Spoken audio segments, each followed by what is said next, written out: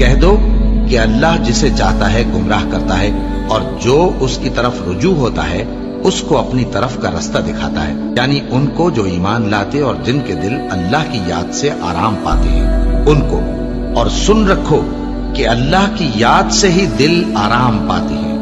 جو لوگ ایمان لائے اور عمل نیک کیے ان کے لیے خوشحالی اور عمدہ ٹھکانہ ہے۔ اور اگر شیطان کی طرف سے تمہارے دل میں کسی طرح کا وسوسہ پیدا ہو تو اللہ سے پناہ مانگو، بے شک وہ سننے والا ہے، سب کچھ جاننے والا ہے۔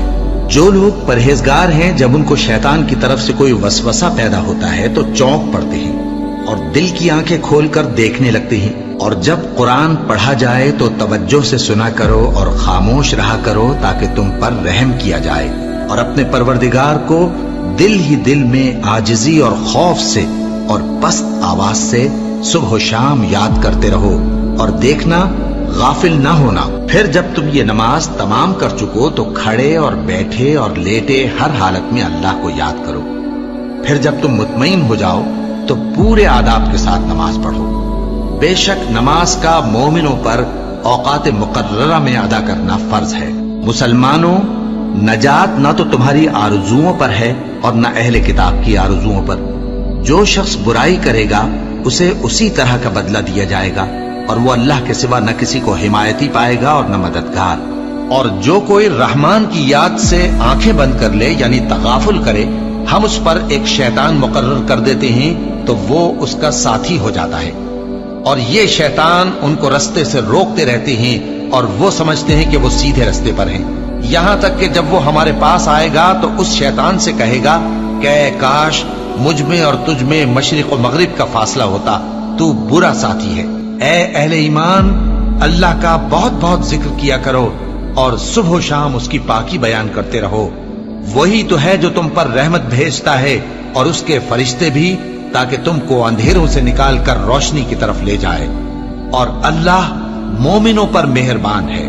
اور صبح و شام اپنے پروردگار کا نام لیتے رہو، اور رات کو بڑی دیر تک اس کے آگے سجدے کرو اور اس کی پاکی بیان کرتے رہو۔ اے نبی، یہ کتاب جو تمہاری طرف وحی کی گئی ہے اس کو پڑھا کرو، اور نماز کے پابند رہو۔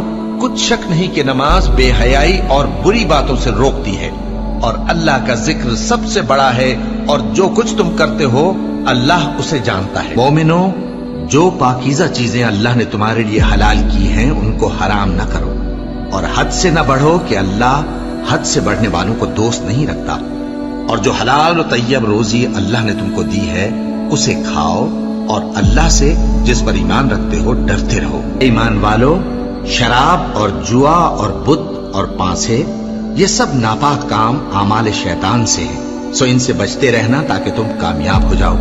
شیطان تو یہ چاہتا ہے کہ شراب اور جوئے کے سبب تمہارے آپس میں دشمنی اور رنجش ڈلوا دے، اور تمہیں اللہ کی یاد سے اور نماز سے روک دے۔ تو کیا تم لوگ ان کاموں سے باز آؤ گے؟ جو شخص نیک اعمال کرے گا، مرد ہو یا عورت، اور وہ مومن بھی ہوگا، تو ہم اس کو دنیا میں پاک زندگی بسر کروائیں گے اور آخرت میں ان کے اعمال کا نہایت اچھا صلہ دیں گے۔ سو جب تم قرآن پڑھنے لگو تو شیطان مردود سے اللہ کی پناہ مانگ لیا کرو۔ حقیقت یہ ہے کہ جو مومن ہیں اور اپنے پروردگار پر بھروسہ رکھتے ہیں ان پر اس کا کچھ زور نہیں چلتا۔